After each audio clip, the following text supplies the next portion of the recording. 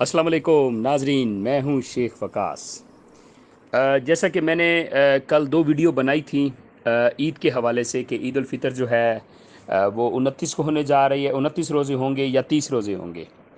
लेकिन कल जो है वो मेरी, क्योंकि यूके में एक मेरे दोस्त से बात हो रही थी और यूके का कनेक्शन जो है वो सऊदी अरब के साथ है, तो वहाँ पे भी आज ईद नहीं हुई, तो वहाँ पे भी रोज़ा है और सऊदी अरब में भी रोज़ा है।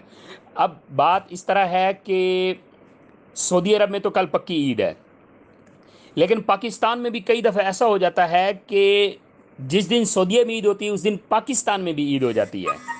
अच्छा, अब देखना यह है, अब आपकी क्या राय है कि कल पाकिस्तान में रोज़ा होगा या ईद होगी?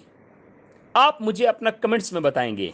ये ज़रा एक थोड़ा सा वो साइकी खेलते हैं पाकिस्तान के जो छोटे छोटे रोहित हिलाल के जो चेयरमैन हैं उनके लिए।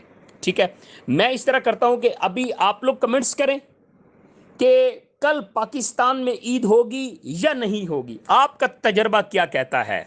आप लोग कमेंट्स करें। मैं फिर परसों कल जो है ना, कल शाम को ही अ, कल, क्योंकि अगर ईद नहीं होगी तो रात को ही पता चल जाएगा। मैं कल उसके ऊपर वीडियो बनाऊंगा। मैं जितने भी आपके कमेंट्स हैं उसको मेंशन करूंगा।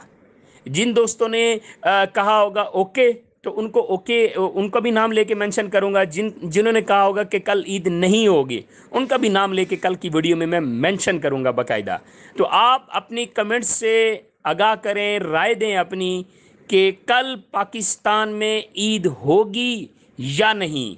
आपके कमेंट्स से, आपके तजर्बे से पता चलेगा और मैं इसके ऊपर बाकायदा कल वीडियो बनाऊंगा।